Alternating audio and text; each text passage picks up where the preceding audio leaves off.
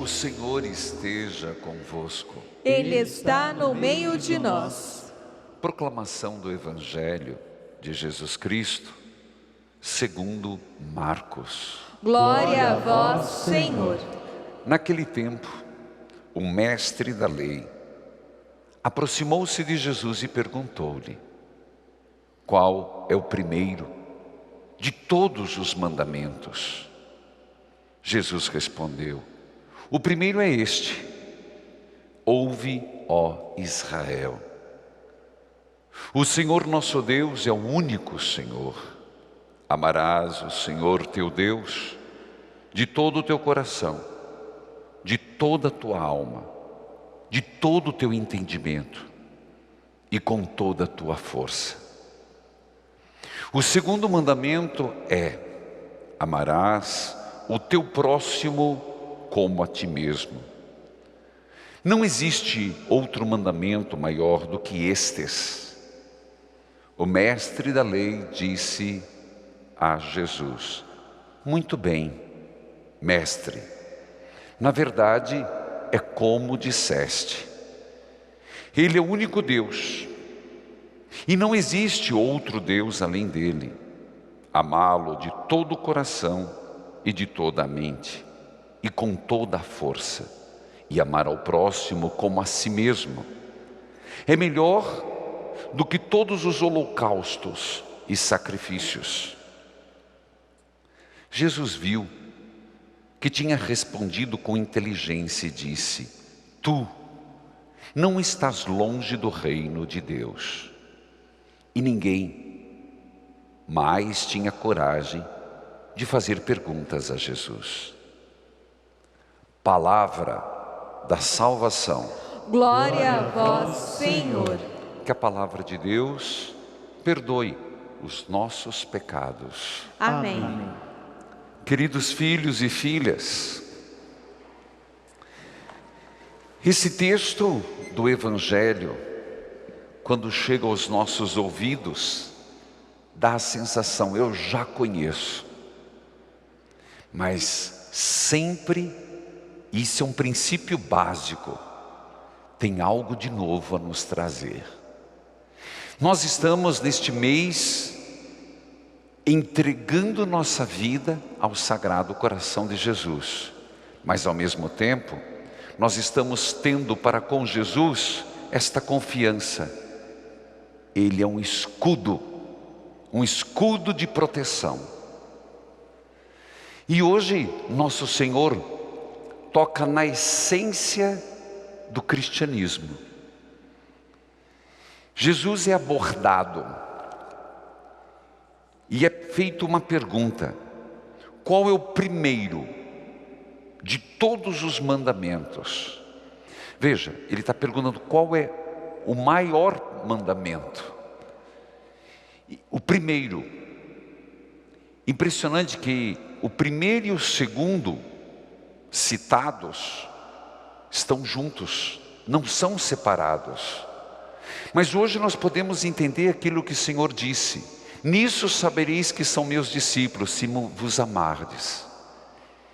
E é bom lembrarmos que os fariseus nós temos 10 mandamentos e temos muitos preceitos. Os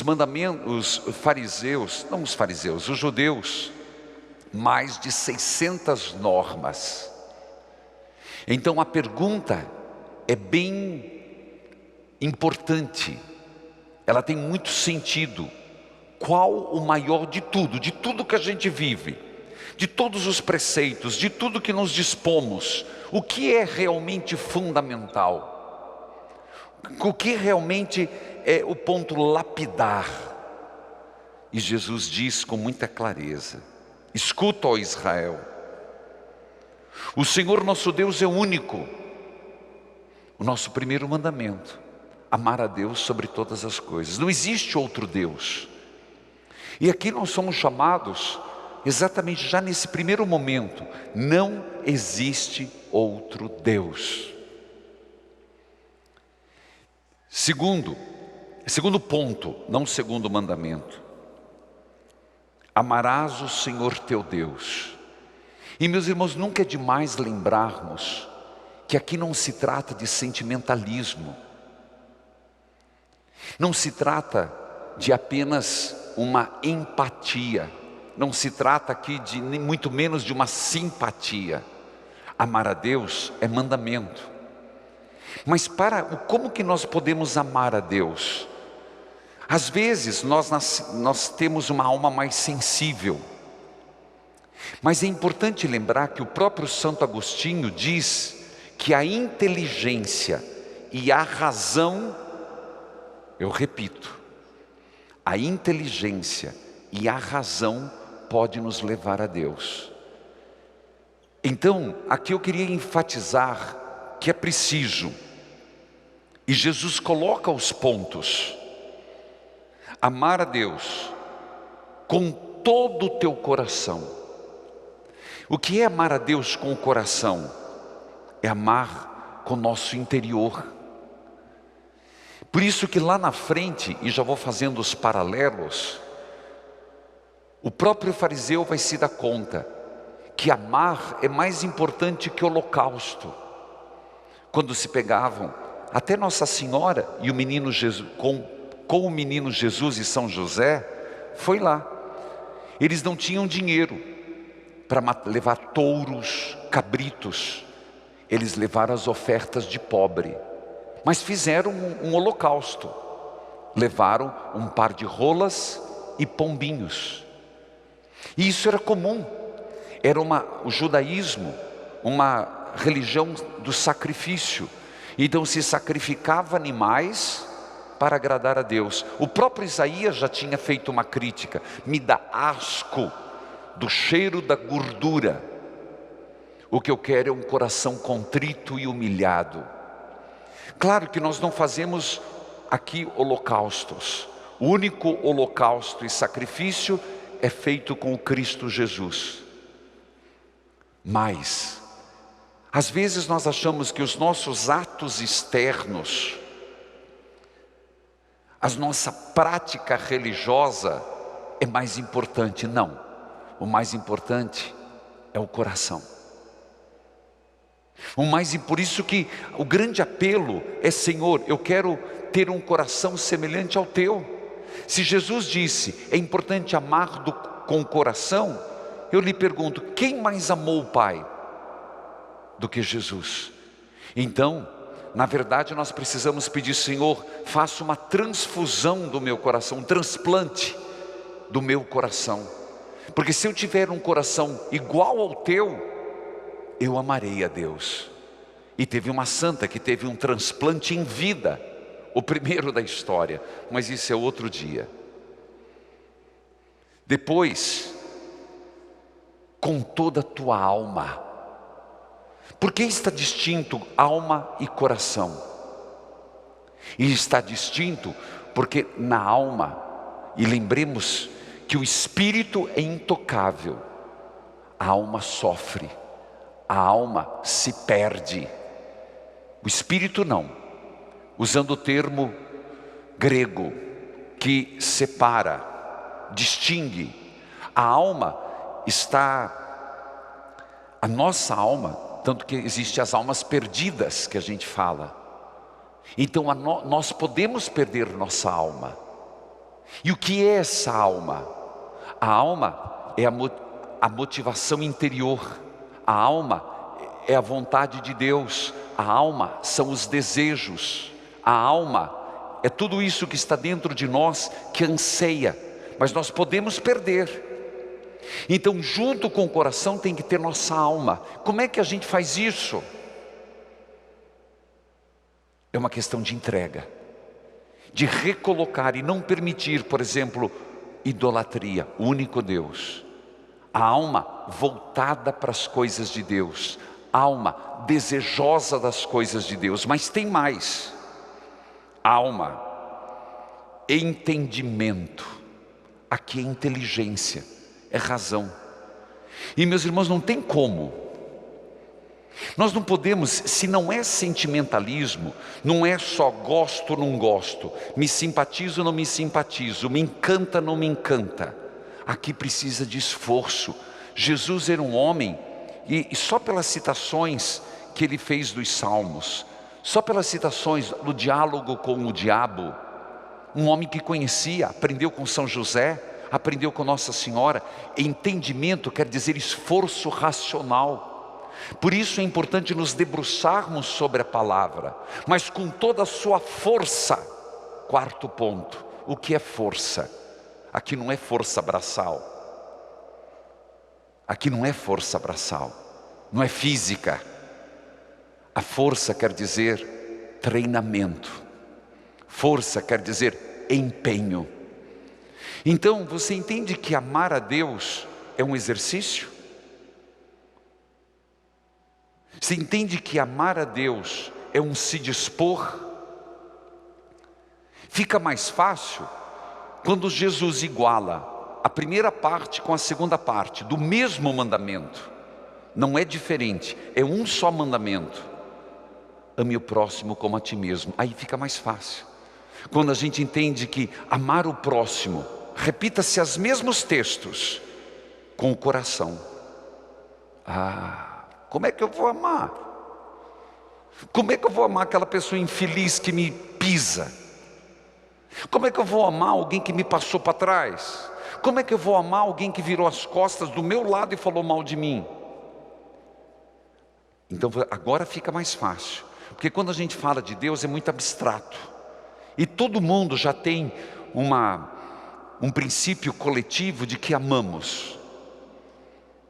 Nós temos uma mente coletiva que ninguém tem coragem de dizer que não ama a Deus. Mas a proporção do amor de Deus se torna medida quando nós conseguimos avaliar o amor ao próximo com todo o coração. O inimigo, Jesus que disse: o que te calunia, o que te passou para trás, com toda a tua alma, amar o próximo. Impressionante que depois vai dizer que o próximo a gente não escolhe.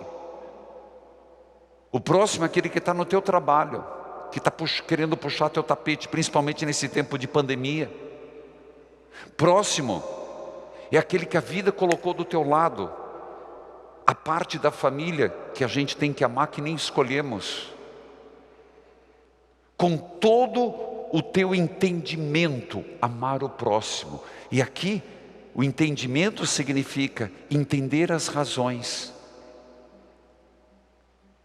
Entendimento significa entrar na vida do outro. E força de vontade. Agora se entendeu. Impressionante que depois o diálogo é assim: Jesus responde e o homem, se você percebeu, ele repete tudo que Jesus falou. Tudo. Ele disse: é verdade, mestre. Respondeste bem, mestre. É exatamente isso. E Jesus disse: não estás longe do reino de Deus. Então quer dizer que ainda não está. O fato de saber que temos que amar a Deus e ao próximo, se não for uma verdade, o fato de termos conhecimento não significa o reino. Por isso que ele diz assim: tu não estás longe, mas ainda não chegou. Eu acredito que se aplica muito a nós. Nós somos inteligentes, nós somos sensíveis a Deus. Eu vou usar a palavra sensível. Nós somos de alguma forma catequizados. Então nós temos um coração disposto, mas quando se trata do outro, resistente. Nós temos uma alma sensível, mas quando se trata de um inimigo, quando alguém nos incomoda, não basta sensibilidade. Não basta saber, porque senão nós vamos estar perto, mas não no reino. Filhos queridos, esse é o evangelho de hoje. Que presente de Deus, em pleno mês do Sagrado Coração. Então mais e mais se aplica: Senhor, faça um transplante do meu. Porque se eu tiver um coração semelhante ao teu, eu conseguirei amar a Deus e conseguirei amar ao próximo. Veja que amor é também entendimento. Amor é entendimento. É o uso da inteligência. Porque às vezes nós achamos que tudo para nós não requer esforço. Que na nossa vida não se requer estudo. Não se requer se debruçar. E não é verdade. Eu vou dizer para vocês, São Tomás de Aquino, ele não fez nenhum milagre. Eu vou dar um exemplo. Mas quando perguntaram ao Papa Gregório, mas qual o milagre para ele ser santo? Ele disse, me diga, que milagre precisaria maior do que ele ter nos revelado os mistérios ocultos de Deus?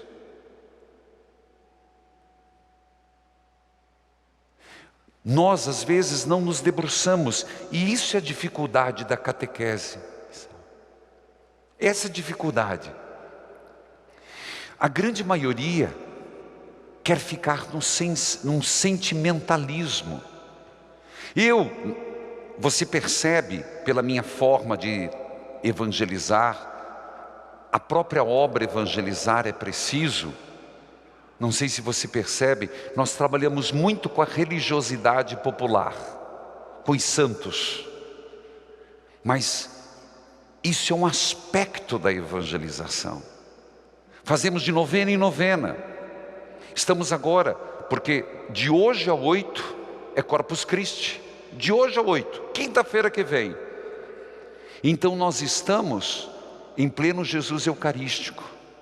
Mas depois vem o Tríduo de Santo Antônio, depois vem as promessas do coração de Jesus. Há quem diga, o Senhor é muito devocionalista. Meus irmãos, primeiro eu partilho aquilo que me ajuda a rezar. Os santos me ajudam, ajuda você também? Aprender dos santos. Mas isso não é a única espiritualidade. Os santos que nos levam a Jesus. Por isso, eu sempre estimulo as pessoas, leiam a Bíblia, conheçam mais, aprendam mais. E é por isso que eu estou, para que possamos amar mais a Eucaristia, é preciso usar a inteligência para a Eucaristia. Por isso eu estou aproveitando esse tempo de pandemia, estou aproveitando as quintas-feiras, para fazer com que você, quem está em casa, catequistas, catequizandos, crianças, adultos, que você conheça os ritos eucarísticos. Repito, e que isso seja um estímulo para ler mais. E quando você estiver na missa, aquilo que acontece, como explicava a semana passada, o pão e o vinho, aquele pouquinho de água, não seja para você uma coisa estranha, mas algo que você consiga participar. O grande problema nosso é que o dia em que os ritos se tornarem rituais de museu. Eu me preocupo o dia que a igreja for museu. Eu já contei para vocês o choque que eu tive quando estive em alguns países na Europa. E de longe, se eu vejo uma construção de igreja, é da minha natureza. Eu entro. A curiosidade. E a curiosidade não é um pecado. A boa curiosidade. E o dia que eu entrei e vi uma oficina, uma igreja como essa, com todos os vitrais, oficina de carro. Fui num outro país, entrei, na outra foi mais chocante, nem gosto de falar. E vi um museu, o museu da cidade dentro da igreja. Se nós não formos, como diz o Bento XVI, só ficará um tipo de cristão no mundo, o apaixonado por Jesus. o que tem o coração de Jesus. E se nós não tivermos esse conhecimento sobre a missa, sobre a Eucaristia, por isso eu reservo na quinta-feira, porque nós falamos de quinta-feira eucarística. Na quinta-feira que o Senhor instituiu a Eucaristia, quinta-feira que vem um desdobramento, mas isso eu explico semana que vem, desdobramento da última ceia, Corpus Christi. Como que é o rito? Semana passada, nós fomos até o momento da elevação do cálice. E depois, lembra que eu falei há pouquinho do holocausto, do sacrifício? Na igreja não tem mais holocaustos, mas o altar é sacrificial. Tanto que em algumas igrejas, logo depois do Concílio Vaticano II, os altares foram trocados por uma grande mesa. Inclusive, se cobria com toalha até embaixo. Era a sensação de mesa, jantar, última ceia. Depois, com as devidas reformas e os ajeitos litúrgicos, voltou-se ao conceito de pedra, de sacrifício. Porque assim que termina a elevação do cálice, o padre fazendo a ablusão da mão, perdoe os meus pecados, ele diz: orai, irmãos e irmãs, escutem, para que o nosso sacrifício seja aceito por Deus Pai Todo-Poderoso. O nosso sacrifício, a dimensão do sacrifício da missa. E aqui, teologicamente, é importante entendermos que na missa não são nossas orações, também, mas é o sacrifício do Cristo. Por isso a missa é a oração mais perfeita, porque nós elevamos aos céus, meus irmãos, nós oferecemos ao Pai, é verdade, o vinho, a uva, oferecemos o pão, o trigo, oferecemos as nossas ofertas, mas as nossas intenções, e veja que garantia, é ofertada ao Pai. A missa é dirigida ao Pai. A Santa Missa que participamos clama o Pai como um sacrifício. E qual é a resposta? Receba, ó Senhor, por tuas mãos este sacrifício, para a glória do seu nome, para o nosso bem e de toda a Santa Igreja.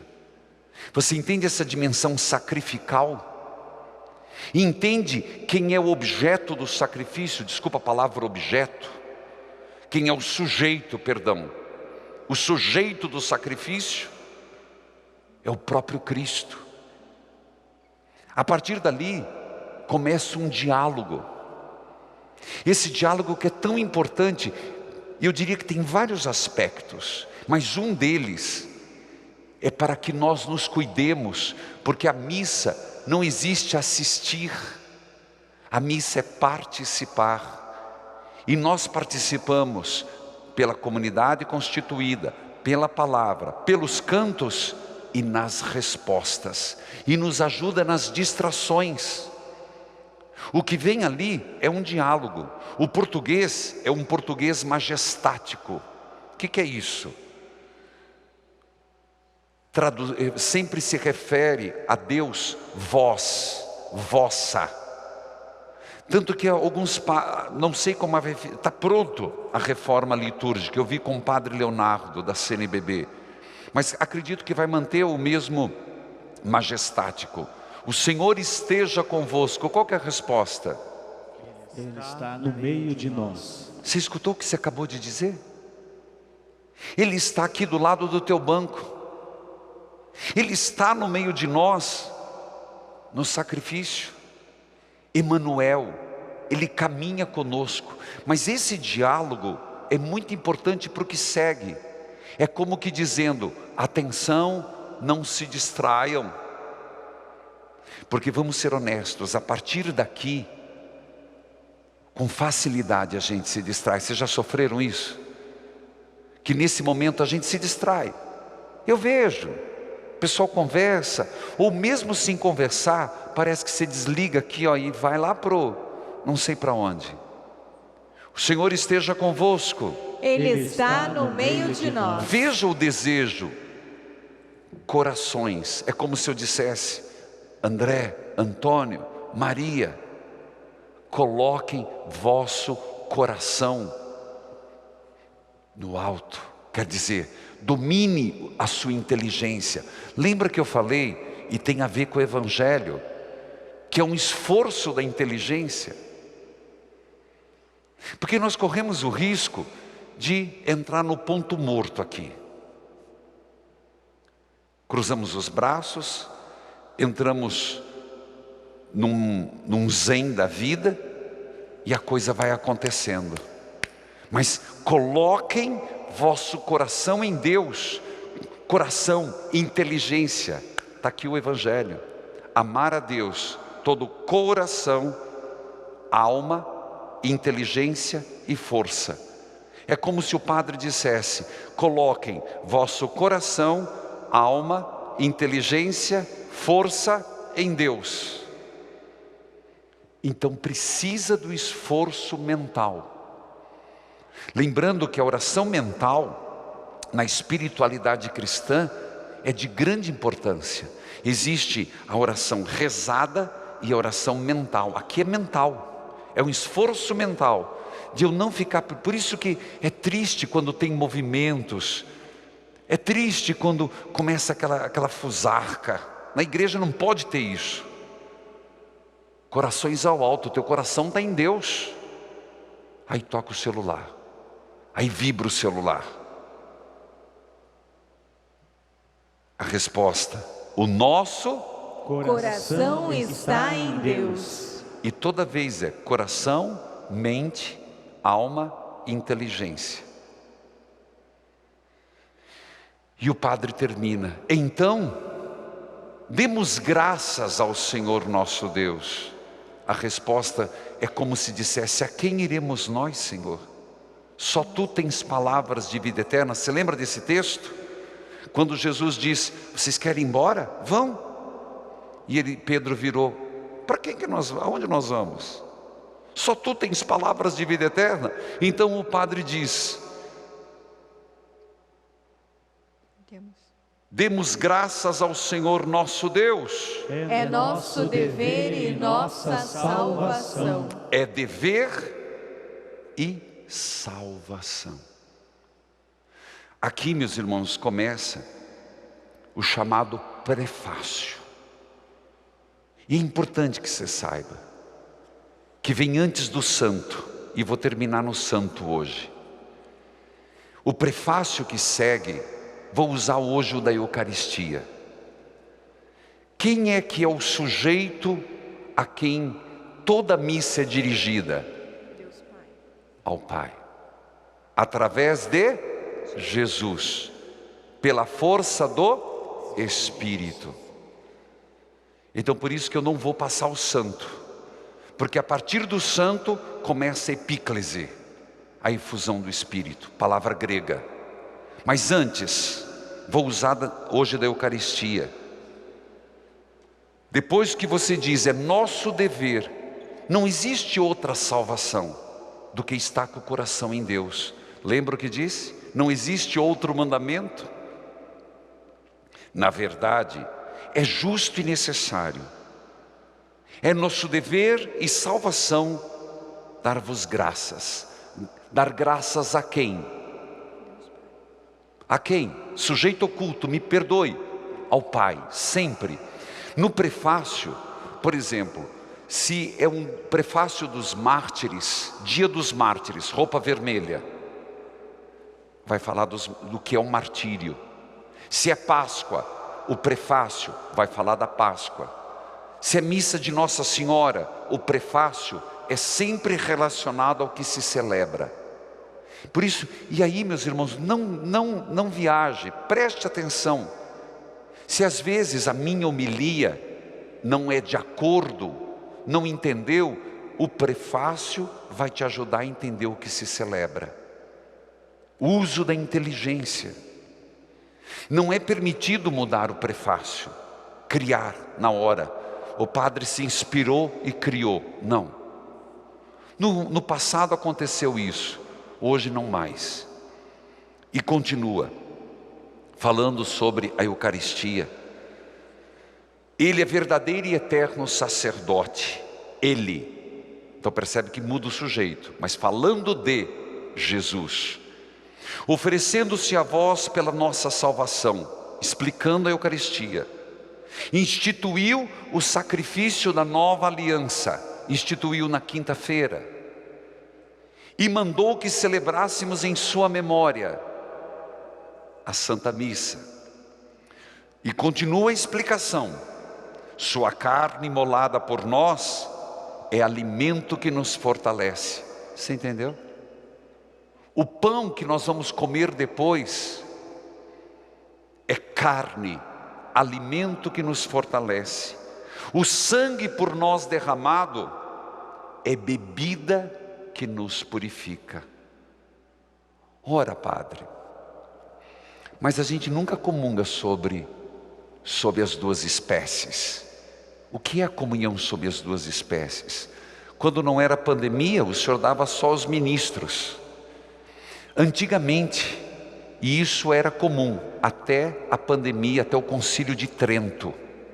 E foi com a peste negra que não se faz na Igreja Católica Romana sobre as duas espécies. Não que não se faz, é ser reservada para pequenas comunidades. Mas eu pergunto para você, e de uma forma bastante simples, quando é uma comunidade menor, você dá sobre as duas espécies. Como veio a peste, o Concílio Vaticano II estipulou, por uma questão sanitária, não é de hoje não, meu filho, que fosse só no pão. Aí você vai falar, mas então eu estou privado do sangue.